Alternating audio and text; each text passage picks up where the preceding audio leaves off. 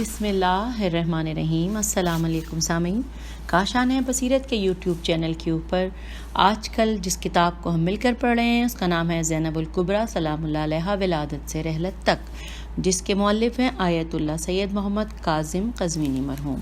اور ہم اس سے پہلے جتنی آڈیوز میں مل کر ہم نے پڑھا ہے اس کتاب کو وہ پیج 158 ہم نے مکمل کر لیے ہیں، جو کہ پارٹ 10 تک تھے، اور اس وقت ہم پارٹ 11 میں ساتھ ہیں اور ہم 11ویں فصل اس کتاب کی پڑھنے جا رہے ہیں۔ آئیے میں آپ کو بتاتی چلوں کہ اس 11ویں فصل میں ہم اس صفحہ نمبر 159 کے اوپر ہمیں گائیڈنس دی گئی ہے کہ ہم کیا کچھ جانیں گے۔ یہ 6 پوائنٹ ہیں جن کے اوپر ہم 11ویں فصل میں جان سکیں گے۔ نمبر 1، خیام حسینی علیہ السلام کی لوٹ مار۔ نمبر 2، خیام حسین علیہ السلام کی آتش زدگی۔ نمبر 3، بی بی زینب سلام اللہ علیہا بچوں کو جمع کرتی ہیں۔ نمبر 4، شام غریباں۔ نمبر 5، بے کس قافلے کی کربلا سے روانگی۔ اور چھٹا اور آخری پوائنٹ، بی بی سلام اللہ علیہا کا بھائی کی لاش پر مرثیہ۔ آئیے ان تمام 6 پوائنٹس کو اس 11ویں فصل میں ہم مل کر پڑھتے ہیں، اور اب ہم پیج نمبر 160 سے اس میں دیے گئے تمام ٹاپکس کو 1 بائی 1 پڑھنے کا آغاز کر رہے ہیں۔ پہلا ہے خیام حسینی علیہ السلام کی لوٹ مار۔ لوٹو تبرکات علی و بطول کو، لوٹو تبرکات علی و بطول کو، قیدی بنا کے لے چلو آل رسول کو۔ امام حسین علیہ السلام کی شہادت عظمیٰ کے فوراً بعد عمر ابن سعد کے حکم پر فوج اشقیاء گھوڑوں پر سوار بنات رسول صلی اللہ علیہ وآلہ وسلم کو لوٹنے کی غرض سے خیموں کی طرف بڑھی۔ ظالموں نے چاروں جانب سے خیموں کو گھیر لیا اور وحشت و بربریت کا ایسا مظاہرہ کیا کہ جس کی مثال دنیا میں نہیں ملتی، حتیٰ کہ سادات کے 7 بچے گھوڑوں کی سموں کے نیچے آ کر لقمہ اجل بنے۔ یہ بریکٹ میں لکھا ہے، حوالہ معالی السبتین جلد 2 صفحہ نمبر 135، جن میں سے 5 کے اسماء گرامی تاریخ نے محفوظ رکھے ہیں۔ 2 بیٹیاں امام حسن مجتبیٰ علیہ السلام کی، اب اس میں آگے پھر بریکٹ میں لکھا ہے ایزن سواد صفحہ نمبر 140، عبد الرحمن بن عقیل بن ابو طالب علیہ السلام کے 2 بیٹے سعد اور عقیل، بریکٹ میں لکھا ہے ایزن صفحہ نمبر 135۔ اس کے نیچے لکھا ہے کہ ایک 7 سال کی بچی جس کا نام عاتقہ بنت مسلم علیہ السلام بن عقیل علیہ السلام تھا، وہ بھی پیج نمبر 135 ہی پر ہم کو مزید ملے گا، کیونکہ اس کے آگے بریکٹ میں لکھا ہے ایزن۔ محمد بن ابی سعید بن عقیل بن ابو طالب علیہ السلام کی عمر مبارک بھی 7 سال کی تھی، پھر آگے بریکٹ میں لکھا ہے ایزن۔ اگلا پیراگراف ہے جس میں لکھا ہے قوم اشقیاء نے جو ظلم بنات رسول صلی اللہ علیہ وآلہ وسلم پر کیے، تاریخ اس کو محفوظ رکھنے سے شرماتی ہے۔ یہ رحمت و انسانیت سے خالی اور بیگانہ تھے۔ یہی رذیل و بدترین قوم ہے جس نے زہرا کی بیٹیوں اور آل رسول صلی اللہ علیہ وآلہ وسلم کو لوٹنے کی جسارت کی، حتیٰ کہ مستورات اور مخدرات عصمت و طہارت کے سروں سے چادریں بھی چھین لیں۔ چادر تطہیر کی وارث بیویاں اپنی چادروں کو مضبوطی سے تھام لیتی تھیں تو یہ ملائین تازیانے مار مار کر چادریں چھین لیتے۔ بیویاں اپنے خیموں سے گریہ و بکا و ماتم کرتی ہوئی نکلیں کہ ایک طرف عزیز و اقارب کی موت کا صدمہ تو دوسری طرف لوٹے جانے کا غم۔ پیج 161۔ معالی السبتین کی روایت ہے کہ حمید ابن مسلم کہتا ہے کہ خاندان نبوت کے انہی مصائب و شدائد کو دیکھ کر اور ان سے متاثر ہو کر بکر بن وائل کے خاندان کی ایک عورت جو اپنے شوہر کے ساتھ پسر سعد کے لشکر میں موجود تھی، تلوار ہاتھ میں لے کر نعرہ بلند کرتی ہوئی خیام اہل بیت علیہ السلام کے دروازے پر آ کر کھڑی ہوئی اور بآواز بلند کہا، ترجمہ، اے آل بکر بن وائل، تم موجود ہو اور بنات رسول صلی اللہ علیہ وآلہ وسلم کو لوٹا جا رہا ہے۔ خدا کے سوا کسی کا حکم قابل قبول نہیں۔ اے لوگو، خاندان رسول صلی اللہ علیہ وآلہ وسلم کا بدلہ لو۔ یہ کیفیت دیکھ کر اس کا شوہر آیا اور اسے اپنی قیام گاہ کی طرف لے گیا۔ Inverted comma close. جناب فاطمہ سلام اللہ علیہا بنت امام حسین علیہ السلام سے روایت ہے کہ میں دری خیمے پر کھڑی اپنے بابا اور ان کے اصحاب و اعزہ کی لاشوں کو دیکھ رہی تھی جو قربان گاہ کربلا میں بے گور و کفن پڑی تھیں اور گھوڑے ان کی لاشوں کو پامال کر رہے تھے۔ میں اپنے انجام قید یا قتل کے متعلق سوچ رہی تھی کہ اچانک ایک گھڑ سوار ہاتھ میں نیزہ لیے خیام میں داخل ہوا۔ وہ ملعون نیزے کی انی سے مستورات کے سروں سے چادریں اور مقنا اتارنے لگا۔ بیبیاں ایک دوسرے کی پناہ لے رہی تھیں اور فریادیں کر رہی تھیں، کوئی پناہ دینے والا ہے جو ہمیں پناہ دے، کوئی ہٹانے والا ہے جو ان کو ہم سے دور کر دے۔ بی بی فرماتی ہیں میرا دل پھٹا جا رہا تھا اور جسم میں کپ کپی طاری تھی۔ میں نے ادھر ادھر نگاہ کی، دیکھا کہ پھوپھی ام کلثوم علیہ السلام اس ملعون کے خوف کی وجہ سے میری طرف دوڑ رہی ہیں۔ اسی اثنا میں یکایک وہ ملعون میری طرف بڑھا۔ میں یہ سمجھ کر دوڑی کہ شاید اس طرح میں اس کے چنگل سے بچ جاؤں، مگر اس ظالم نے میرا تعاقب کیا اور اچانک میرے دونوں کاندھوں کے درمیان نیزہ مارا، جس سے میں منہ کے بل گر گئی۔ پھر اس نے میرے سر سے چادر اور کانوں سے گوشوارے اتار لیے۔ میرے کانوں سے خون بہنے لگا اور میں شدت غم سے بے ہوش ہو گئی۔ تھوڑی دیر کے بعد افاقہ ہوا تو دیکھا کہ پھوپھی اماں میرے پاس بیٹھ کر رو رہی ہیں اور فرما رہی ہیں اٹھو، جا کر دیکھیں کہ دوسری مستورات اور تمہارے بھائی بیمار پر کیا گزری۔ جب ہم خیمے میں پہنچی تو دیکھا کہ جو کچھ تھا سب کچھ لوٹ لیا گیا اور میرے بھائی علی زین العابدین منہ کے بل زمین پر پڑے ہیں اور کثرت بھوک و پیاس اور شدت بیماری کی وجہ سے حس و حرکت نہیں کر سکتے۔ ہم ان کی حالت زار پر رونے لگیں اور وہ ہماری حالت زار پر رونے لگے۔ سامعین، یہاں بریکٹ میں حوالہ ہے بہار الانوار جلد 45 صفحہ نمبر 61، امام شیخ صدوق صفحہ نمبر 99، ناسخ جلد 6 صفحہ نمبر 299، اور یہاں پر بریکٹ کلوز ہو گیا۔ آگے لکھا ہے، ہم پیج 162 کے آخری پیراگراف کو پڑھ رہے ہیں۔ لکھا ہے جناب سیدہ زینب عالیہ سلام اللہ علیہا بیان کرتی ہیں کہ جب عمر ابن سعد ملعون نے ہمارے خیام لوٹنے کا حکم دیا، اس وقت میں در خیمہ پر کھڑی تھی کہ ایک نیلی آنکھوں والا، اب یہاں پہ بریکٹ میں لکھا ہے خولی بن یزید اصحابی اور بریکٹ کلوز ہو گیا، تو ایک نیلی آنکھوں والا خیمے میں گھس آیا اور جو مال و اسباب ملا لوٹ لیا۔ پھر امام زین العابدین علیہ السلام کی طرف بڑھا جو چمڑے کے ایک ٹکڑے پر بیماری کی حالت میں پڑے تھے۔ امام نے امام کو زمین پر گرا دیا اور وہ چمڑا بھی نیچے سے کھینچ لیا۔ پیج 163۔ حمید ابن مسلم روایت کرتے ہیں کہ علی ابن حسین علیہ السلام بیمار تھے اور ایک فرش پر سوئے ہوئے تھے۔ شمر بن ذل جوشن نے اپنے ساتھیوں کے ساتھ وہاں آیا، پھر کہنے لگا کہ کیا اس بیمار کو بھی قتل کر دیا جائے؟ پھر یہ قتل پر تیار ہو گئے تو میں نے ان سے کہا سبحان اللہ، کیا اب بیماروں اور بچوں کو بھی قتل کیا جائے گا؟ میری بات پر انہوں نے کوئی توجہ نہ دی اور قتل کے ارادے سے تلوار نکالی۔ تو سیدہ زینب سلام اللہ علیہ آگے بڑھیں اور اپنے آپ کو امام سجاد علیہ السلام کے اوپر گرا دیا اور فرمایا خدا کی قسم، پہلے مجھے قتل کرو پھر اسے قتل کرنا۔ عمر ابن سعد نے شمر ملعون کا ہاتھ پکڑا اور کہا تجھے خدا سے شرم محسوس نہیں ہوتی کہ اس بیمار کو قتل کرنا چاہتے ہو؟ شمر ملعون نے جواب دیا، اب بریکٹ میں لکھا ہے نقل کفر نباشت، اور یہ بریکٹ کلوز ہو گیا ہے۔ تو شمر ملعون نے جواب دیا، امیر عبید اللہ ابن زیاد ملعون نے مجھے حکم دیا ہے کہ امام حسین علیہ السلام کی تمام اولاد کو قتل کر دو۔ عمر ابن سعد نے اس کو ایسا کرنے سے روک دیا۔ اب بریکٹ میں حوالہ ہے معالی السبتین جلد نمبر 2، اسرار الشہادت جلد نمبر 3 صفحہ 129۔ اگلی ہیڈنگ ہے خیام حسینی کی آتش زدگی۔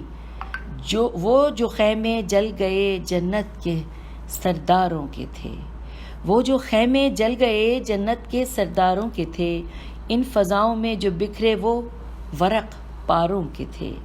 اس قوم اشقیاء نے فقط انہی مظالم پر اکتفا نہیں کیا بلکہ چادر تطہیر کی وارث بیبیوں کو لوٹنے کے بعد خیام کو جلا ڈالا۔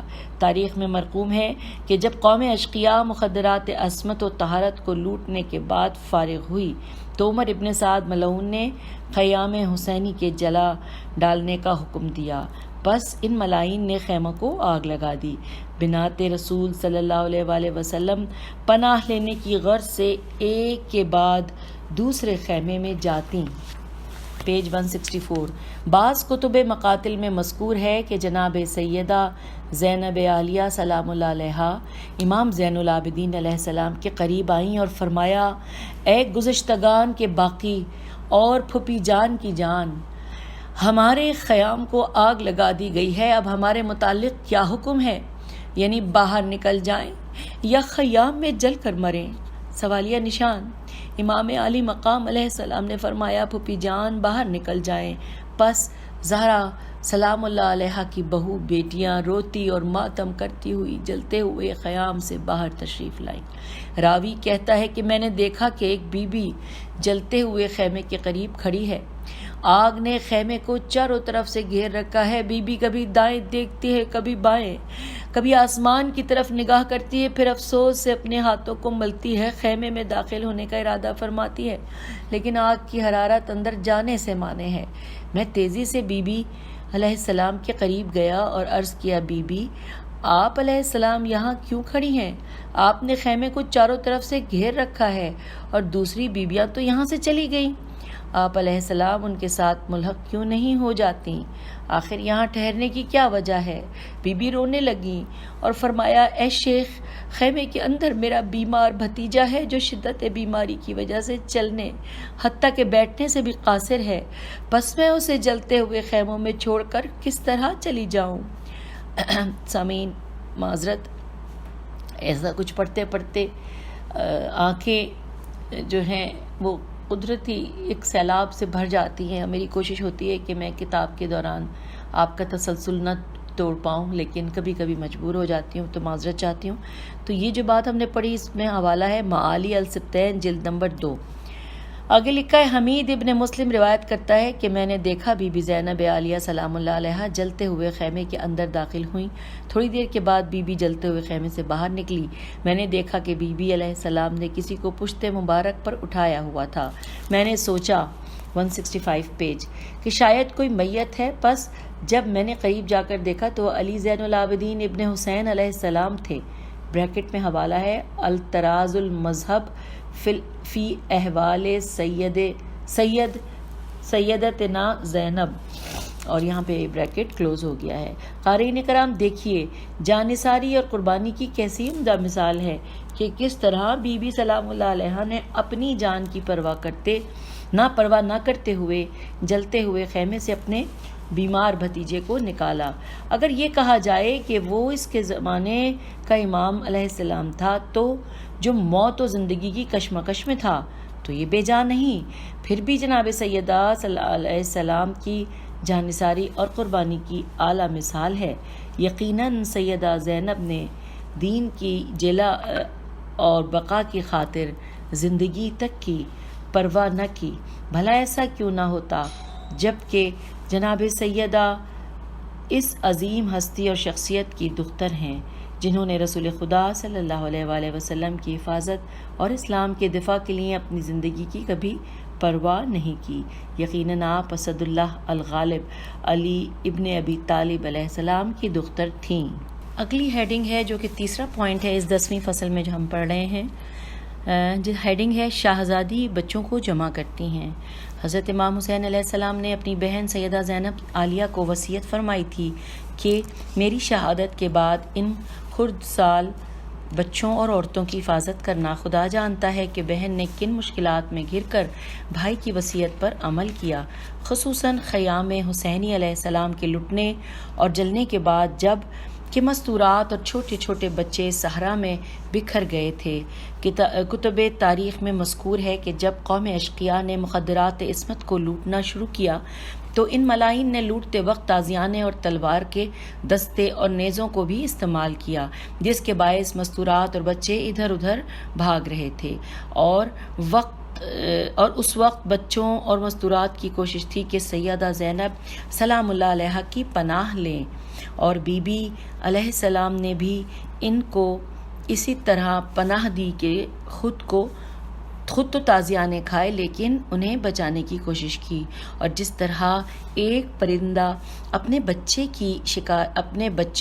کی شکاری سے حفاظت کرتا ہے، بی بی سلام اللہ علیہا نے بھی اسی طرح ان کی محافظت کی، یہاں تک کہ نیزوں اور تازیانوں کی ضربوں سے بھی قلیل مدت میں بی بی کی پشت مبارک سیاہ ہو گئی۔ صفحہ نمبر 166۔ جب خیام جل گئے تو بی بی سلام اللہ علیہا نے مستورات اور بچوں کو اکٹھا کرنا شروع کیا، یہاں تک کہ ایک ایک کا نام لے کر پکارا اور فردن ہر ایک کو شمار کیا تاکہ کوئی بچہ یا مستور باقی نہ رہ جائے۔ بعض کتب مقاتل میں مذکور ہے کہ جب بی بی سلام اللہ علیہا نے عورتوں اور بچوں کو جمع کرنا شروع کیا تو 2 بچے موجود نہ تھے۔ آپ نے ان کو ادھر ادھر ڈھونڈنا شروع کیا، آخرکار دیکھا کہ ایک جگہ پر دونوں بچے سوئے ہوئے ہیں۔ جب ہاتھ لگا کر دیکھا تو معلوم ہوا کہ خوف اور پیاس کی شدت کی وجہ سے دونوں شہید ہو چکے ہیں۔ جب عمر ابن سعد کی فوج کو ان کے متعلق معلوم ہوا تو انہوں نے عمر ابن سعد سے کہا کہ ہمیں اجازت دیں تاکہ ہم ان کو پانی مہیا کریں، اور یہ حوالہ ہے آگے بریکٹ میں الایقاد، تالیف سید محمد علی شاہ عبد العظیمی اور طبع جدید، صفحہ نمبر 139، اور یہاں پہ یہ بریکٹ کلوز ہو گیا ہے۔ آگے لکھا ہے کہ یہ دونوں بچے عبد الرحمن بن عقیل کے تھے اور ان کے نام سعد اور عقیل تھے، جو شدت پیاس اور خوف کی وجہ سے شہید ہو گئے۔ ان کی والدہ کا اسم گرامی جناب خدیجہ بنت امام علی ابن ابی طالب ہے، اور یہاں پہ حوالہ ہے معالی السبتین جلد نمبر 2 صفحہ نمبر 12 مجلس 4۔ اور یوں یہاں پر یہ پیراگراف اور یہ ذکر ختم ہوا۔ اگلا پوائنٹ، چوتھا پوائنٹ ہے کہ جو ہم 10ویں فصل میں پڑھ رہے ہیں، ہیڈنگ ہے شام غریباں۔ لکھا ہے کہ 11 محرم الحرام کی شب کس طرح اہل بیت اطہار علیہ السلام پر گزری، قلم اس کی شرح و وصف بیان کرنے سے قاصر ہے، اور نہ کوئی تصور کرنے والا اس کا تصور کر سکتا ہے۔ اس سے 24 گھنٹے قبل یعنی 10 محرم کی رات ہر بی بی اپنی ملکیت کی مالک تھی، لیکن یہ وہ ظلمت بھری رات ہے کہ کسی بی بی کے پاس کچھ باقی نہ رہا۔ مرد خون میں لت پت مقتل میں سوئے ہوئے، بچے ذبح ہو گئے، مال و اسباب لوٹ لیا گیا، حتیٰ کہ سروں سے چادریں بھی چھین لی گئیں۔ پیج 167۔ پشت اور ہاتھ نیزوں کی انیوں اور تازیانوں کی وجہ سے سیاہ ہو چکے تھے۔ کھانے اور پینے کو کچھ موجود نہیں کہ مائیں اپنے چھوٹے چھوٹے بچوں کو کچھ دیں، حتیٰ کہ ماؤں کا دودھ بھی بھوک اور خوف کی وجہ سے خشک ہو چکا تھا۔ یہ رات خاندان رسالت خصوصاً 14 سال بچوں پر خصوصاً خردہ سال بچوں پر قیامت کی رات تھی۔ نہ پردے، نہ فرش، نہ روشنی، نہ اثاثہ اور نہ طعام۔ بیبیاں فکر و پریشانی میں ڈوبی ہوئی امام زین العابدین جو گزشتگان کی یاد اور باقیوں کے لیے فریاد رس و جائے پناہ کے گرد احاطہ کیے ہوئے تھیں۔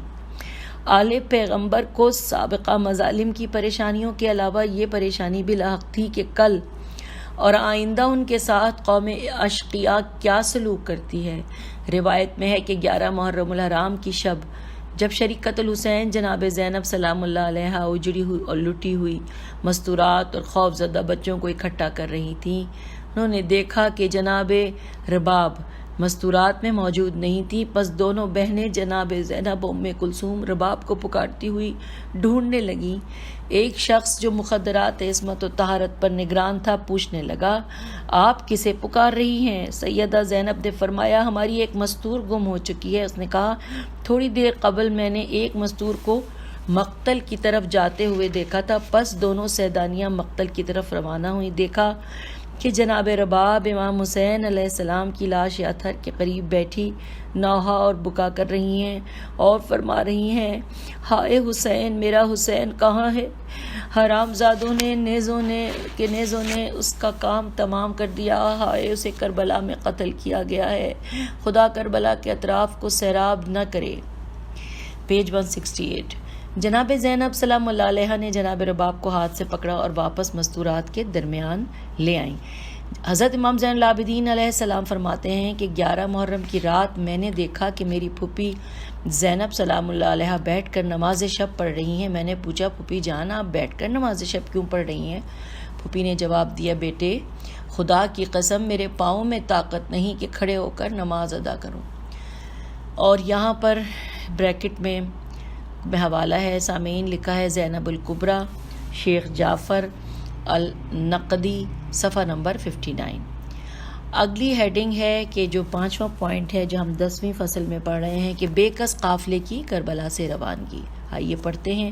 اس میں سب سے پہلے اسی طرح ایک شعر ہے اور شاعر کا نام ہے مظہر شاعر کہتے ہیں کہ کہاں ہو حضرت عباس قافلہ ہے رواں، کہاں ہو حضرت عباس قافلہ ہے رواں، اٹھو سوار کراؤ علی کی بیٹی کو۔ 11 محرم کو قوم اشقیاء سواریوں کے اونٹ لے کر آل رسول صلی اللہ علیہ وآلہ وسلم کے پاس آئی تاکہ ان کو قیدی بنا کر کوفہ و شام لے جائیں۔ وہ آل رسول بریکٹ میں لکھا ہے کہ روئے زمین پر متقی ترین، اشرف ترین اور پاکیزہ ترین افراد تھے، اور بریکٹ کلوز ہے۔ تو وہ آل رسول ان کو اس طرح قیدی بنا کر لے چلے، وہ آل رسول کو اس طرح قیدی بنا کر لے چلے، اور آگے بریکٹ میں لکھا ہے ساتھ ساتھ نعوذ باللہ، جس طرح کفار و مشرکین کی عورتوں کو قیدی بنایا جاتا ہے، ان کی اس قساوت و عداوت اور بغض سے ظاہر ہوتا تھا گویا یہ بدر و حنین کا انتقام اور بدلہ لے رہے تھے۔ کیا مجھ میں استطاعت و قدرت ہے کہ میں بنی امیہ کے آل محمد صلی اللہ علیہ وآلہ وسلم کے ساتھ سلوک کو بیان کر سکوں؟ سوال۔ پیج 169۔ خدا کی قسم تاریخ اسلامی کے واضح اور روشن چہرے پر ایسا ذلت اور رسوائی کا بدنما داغ ہے جسے صدیوں گزرنے کے بعد بھی محو نہیں کیا جا سکتا۔ آقائے دربندی نے اپنی تالیف اسرار الشہادت میں نقل کیا ہے کہ 11 محرم کو عمر ابن سعد ملعون نے حکم دیا کہ آل محمد صلی اللہ علیہ وآلہ وسلم کو بغیر کسی پردہ و حجاب کے اونٹوں پر سوار کرایا جائے۔ قوم اشقیاء اونٹوں کو لے کر آل رسول صلی اللہ علیہ وآلہ وسلم کے پاس آئے اور ان کا گھیراؤ کیا اور کہنے لگے، عمر ابن سعد نے چلنے کا حکم دیا ہے، لہٰذا ہمارے قریب آؤ تاکہ ہم تمہیں سوار کرائیں۔ یہاں پر سامعین اشارہ ہے کہ ہم حاشیے میں پڑھیں۔ حاشیے میں لکھا ہے سید ابن طاؤس کی تحقیق کے مطابق حسینی قافلہ 11 محرم کے دن زوال کے بعد روانہ ہوا تھا۔ ملاحظہ فرمائیں الملحوف صفحہ نمبر 189۔ اور یہ ہم نے پڑھ لیا جو حاشیے میں لکھا تھا۔ اب آگے پڑھتے ہیں صفحہ 169 ہی پر ہمیں، اور اس میں عربی کی 3 لائنیں ہیں، اس کا ترجمہ میں پڑھتی ہوں۔ لکھا ہے جناب زینب کبریٰ سلام اللہ علیہ نے جب یہ منظر دیکھا تو عمر ابن سعد ملعون سے مخاطب ہو کر فرمایا کہ اے ابن سعد، خدا تمہارا دنیا اور آخرت میں چہرہ سیاہ کرے، کیا تو نے حکم دیا کہ قوم اشقیاء ہمیں اونٹوں پر سوار کرائے جبکہ ہم بنات پیغمبر صلی اللہ علیہ وآلہ وسلم ہیں؟ ان سے کہو یہ ہم سے دور ہو جائیں، ہم ایک دوسرے کو خود سوار کرا لیں گے۔ Inverted comma close. Ibn Saad لعین کے حکم پر قوم اشقیاء دور ہو گئی۔ جناب زینب سلام اللہ علیہ و ام کلثوم دونوں شیر دل بہنیں آگے بڑھیں اور تمام مستورات اور بچوں کو اونٹوں پر سوار کرایا، حتیٰ کہ جناب سیدہ زینب سلام اللہ علیہ نے اپنی بہن ام کلثوم کو بھی جب سوار کرا لیا تو سیدہ نے دائیں بائیں دیکھا اور سوائے اپنے بیمار بیٹے سید سجاد کے کوئی اور نظر نہ آیا، تو بی بی سلام اللہ علیہ امام سجاد علیہ السلام کے قریب آئیں اور فرمایا کہ بیٹے اٹھو کہ میں تمہیں سواری پر سوار کراؤں۔ صفحہ نمبر 170۔ امام عالی مقام نے جواب دیا، پھوپھی جان آپ سوار ہو جائیں، مجھے اور اس قوم اشقیاء کو اپنی حالت پر چھوڑ دیجیے۔ بی بی نے دائیں بائیں دیکھا، سوائے ان اجساد مطہرہ کے کہ جو خاک و خون میں غلطاں بے کور و کفن زمین پر پڑے تھے، یا وہ سرہائے مقدسہ جو ملائین کے ہاتھوں میں موجود نیزوں پر سوار تھے، کوئی نظر نہ آیا تو بی بی سلام اللہ علیہا کی بے ساختہ چیخ نکل اور فرمایا، واہ غریبت، واہ حسینہ۔ اتنے میں جناب فضہ قریب آئیں اور بی بی سلام اللہ علیہ کو اونٹ پر سوار کرایا۔ ماں ایسے نہیں کہتی تھی نسل پیمبر، ماں ایسے نہیں کہتی تھی نسل پیمبر، فضہ تیرے سادات پہ احسان بہت ہے۔ اور یوں اب ہم اس 10ویں فصل کے آخری پوائنٹ، چھٹے پوائنٹ پڑھیں گے۔ ہیڈنگ ہے کہ بی بی، جس میں ہے کہ بی بی کا بھائی کی لاش پر مرثیہ یعنی سید الشہداء پر سیدہ زینب سلام اللہ علیہ کا نہ ہونا۔ آئیے پڑھتے ہیں۔ لکھا ہے 11 محرم الحرام کو جب قوم اشقیاء مخدرات عصمت کو کربلا سے کوفہ جانے کے لیے تیار ہوئے تو آل رسول علیہ السلام کو مقتل گاہ سے گزارا، جہاں پر لاشیں بے کور و کفن خاک و خون میں غلطاں پڑے ہوئے تھے۔ جب بیویوں کی نظر ان پر پڑی تو گریا و بکا کیا اور ماتم کیا۔ جناب سیدہ زینب سلام اللہ علیہ پر یہ گھڑی بہت گراں تھی۔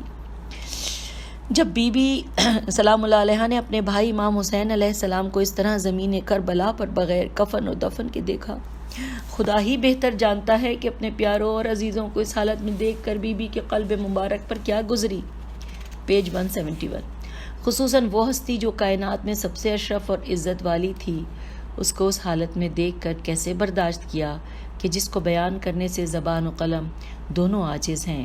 یہ درندے جن کو بشر کہنا بشریت کی توہین ہے، جائے کا ان کو مسلمان یا انسان کہا جائے، جنہوں نے اپنے ناپاک ہاتھوں سے کرۂ ارض پر سب سے زیادہ صاحب عزت کو قتل کیا اور اس کا خون بہایا، جو خون رسول صلی اللہ علیہ وآلہ وسلم کا جز و حصہ تھا، اور بوسہ گاہ رسول خدا صلی اللہ علیہ وآلہ وسلم کو کتنی مرتبہ کاٹا اور ان رخساروں پر تماچے مارے جن کو رسول خدا صلی اللہ علیہ وآلہ وسلم اپنے رخساروں سے ملاتے تھے، اور اس جسد اطہر کے ٹکڑے کیے جس کو رسول خدا صلی اللہ علیہ وآلہ وسلم اپنے دوش انور پر اٹھاتے تھے، اور جس کا مقام رسول خدا صلی اللہ علیہ وآلہ وسلم کی گود، سینہ مبارک اور پشت مبارک تھی، جس جسم عزیز کو رسول خدا بارش و شبنم کے قطروں سے محفوظ رکھتے تھے، ان پر ظلم کس طرح برداشت کیا ہوگا۔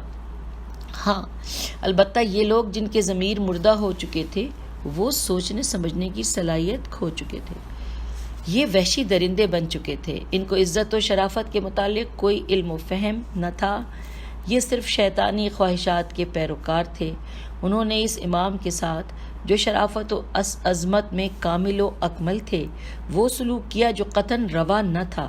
انہوں نے امام عالی مقام علیہ السلام کے جسد اطہر کو اپنے نیزوں، تیروں اور تلواروں کا ہدف قرار دیا اور ان کے جسم نازنین پر گھوڑے دوڑا دیے اور آپ کی لاش مقدس کو پامال کیا۔ یہ وہ منظر تھا جو دل کو تکلیف دینے والا اور روح کو تڑپا دینے والا تھا۔ معلوم نہیں بی بی یہ منظر دیکھ کر کس طرح برداشت کر گئیں۔ جب بی بی سلام اللہ علیہ نے کائنات کے ہادی اور جوانان جنت کے سردار کو اس حالت میں دیکھا تو عجب نہیں کہ بی بی نے ایک مرتبہ اپنے بھائی کو اپنے گود میں لیا اور پھر خود کو ان پر گرا دیا ہو۔ پیج 172۔ بی بی سلام اللہ علیہ نے زار و قطار رونا شروع کیا۔ بی بی سلام اللہ علیہ کو دیکھ کر محسوس ہوتا تھا کہ شاید بی بی کی روح اپنے جسم اطہر سے عنقریب خارج ہو جائے گی۔ بی بی سلام اللہ علیہ کی زبان سے ایسے الفاظ خارج ہوئے جو ان کی دل و روح کی گہرائیوں سے نکل رہے تھے، اور جو ہر قسم کی تصنع و ریا سے پاک تھے، اور ہر کلمہ عظیم مصیبت اور ایک گہرے سانحے کا اعلان کر رہا تھا۔ یہ کلمات صفحات تاریخ پر ہمیشہ کے لیے ثبت ہو چکے تھے اور صدیاں گزرنے کے بعد بھی لوگوں کی زبان پر جاری و ساری ہیں، اور درس زینبیہ اپنے تمام عالی مفاہیم اور اصول انسانیہ کے ساتھ ہمیشہ کے لیے باقی ہے۔ ہاں، یہ ایسے کلمات ہیں جو بادل کی کڑک کے مانند سماعت سے ٹکرا کر اس کو الٹ پلٹ کر کے رکھ دیتے ہیں۔ یہ کلمات قلوب کو مضطرب اور اعصاب کو کمزور کر دیتے ہیں اور انہیں سن کر آنکھیں اشک بار ہو جاتی ہیں اور دل کو تنگ کر دیتے ہیں۔ یہ ایک معجزہ ہے جو آج سے قریب 1400 سال قبل سیدہ زینب سلام اللہ علیہا سے صادر ہوا اور ارادہ خداوندی سے باقی ہے۔ راوی کہتا ہے کہ خدا کی قسم میں وہ منظر نہیں بھول سکتا جب سیدہ زینب سلام اللہ علیہا اپنے مظلوم بھائی کی لاش پر پہنچی اور انتہائی کرب و ملال کے ساتھ یہ کلمات فرمائے۔ ترجمہ: اے جد نامدار، آپ صلی اللہ علیہ وآلہ وسلم پر تو آسمان کے فرشتے درود و سلام پڑھتے ہیں، مگر یہ آپ صلی اللہ علیہ وآلہ وسلم کے فرزند حسین علیہ السلام لقدق صحرا میں خاک و خون میں غلطاں پڑے ہیں، جن کے اعضاء پارا پارا ہیں اور سر سے امامہ اور کاندھوں سے باہ اتار لی گئی ہے، سر کو تن سے جدا کر دیا گیا ہے، اور آپ صلی اللہ علیہ وآلہ وسلم کی بیٹیاں اسیر اور قیدی کر دی گئی ہیں۔ Inverted comma close, page 173۔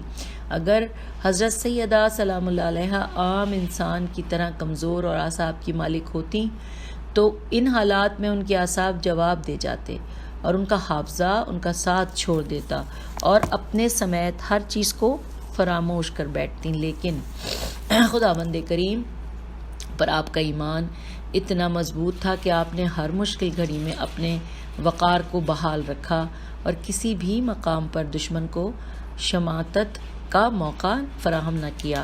حضرت سیدہ سلام اللہ علیہا خالی الذہن ہو کر کربلا نہیں آئی تھیں، آپ سلام اللہ علیہا پہلے سے مکمل تیاری کر کے آئی تھیں اور ہر مصیبت کو برداشت کرنے کا جذبہ ساتھ لے کر آئی تھیں۔ سیدہ مصائب و آلام پر خاموش نہیں رہ سکتی تھیں، آپ سلام اللہ علیہا پوری دنیا کے ضمیر کو زندہ کرنے کی خواہش مند تھیں اور چاہتی تھیں کہ پوری انسانیت اس جرم کی طرف توجہ کرے جو کہ کربلا میں بپا ہوا تھا۔ بی بی سلام اللہ علیہا جب بھائی کی لاش پر پہنچی تو آپ نے بھائی کر پردرد مرثیہ پڑھا۔ ترجمہ: میں اس دکھ درد کی شکایت خداوند عالم محمد مصطفیٰ علی المرتضیٰ فاطمہ زہرا اور حمزہ سید الشہداء کے حضور پیش کرتی ہوں۔ اے جد نامدار، یہ حسین علیہ السلام ہے جو لقدق صحرا میں پڑا ہے، جن پر باد صبا مٹی ڈال رہی ہے اور بدقماش عورتوں کی اولاد نے اسے قتل کیا ہے۔ اے ابو عبداللہ، تجھ پر مجھے غم و حزن و ملال ہے۔ انورٹڈ کام، تجھ پر میرے ماں باپ فدا۔ اگر وہ حسین علیہ السلام غائب ہوتا تو انتظار کرتی اور اس کے واپس آنے کی امید ہوتی، اگر بیمار ہوتے تو دوا کرتی۔ سیدہ زینب نے اپنے بھائی کی کٹی ہوئی رگوں پر منہ رکھا اور بوسہ دیا اور فرمایا، پیارے بھائی، اگر مجھے یہ اختیار مل جاتا کہ تیرے پاس رہوں یا سفر کروں تو میں ہرگز سفر نہ کرتی اور تیرے پاس رہنے کو ترجیح دیتی، اگرچہ میرا گوشت درندے ہی کیوں نہ کھا جاتے۔ اے میرے ماں جائے، ان بچوں اور مستورات کی مدافعت اور حفاظت میں میں اپنے آپ کو کمزور و ناتواں پاتی ہوں۔ پیارے بھائی، دشمنوں کے چابک کھا کھا کر تیری بہن کی پشت سیاہ ہو چکی ہے۔ اور سامعین، یہاں پر حوالہ ہے معالی السبتین جلد 2 10ویں فصل 14ویں مجلس۔ اور یوں یہ ہم نے جو 11ویں فصل پڑھی ہے جو وہ اختتام کو پہنچی، پیج نمبر 174 کے اوپر بس آخر پہ ایک شعر لکھا ہوا ہے، میں وہ بھی پڑھ دیتی ہوں اور اس کے بعد آپ سے اجازت چاہوں گی کہ لکھا ہے کہ نبی کی بیٹی پر ظلم ایسا لعین لوگوں، اور آگے سوالیہ نشان ہے کہ نبی کی بیٹی پر ظلم ایسا لعین لوگوں، کہاں کے مسلم ہو دین کیسا لعین لوگوں۔ اور اسی شعر کے میں جو سوالیہ اشعار ہیں، ان کو جو مصرعے ہیں، ان کو پڑھتے ہوئے آپ سے اجازت چاہوں گی۔ اور ہم نے یوں صفحہ نمبر 174 کے اوپر 11ویں فصل پڑھ لی اور اختتام کر دیا۔ اور یہ بھی میں معذرت چاہتی ہوں، میرا خیال یہ ہے کہ میں نے کہیں ریکارڈنگ کے دوران اس کو 10ویں فصل کہا ہے شاید، لیکن یہ کہ یہ 11ویں فصل ہے جو ہم نے ختم کی ہے، میں اس کی اصلاح کرتی ہوں۔ اور انشاءاللہ اگلی یعنی 12ویں فصل کو ہم اگلی آڈیو میں مل کے پڑھتے ہیں۔ خدا حافظ، فی امان اللہ۔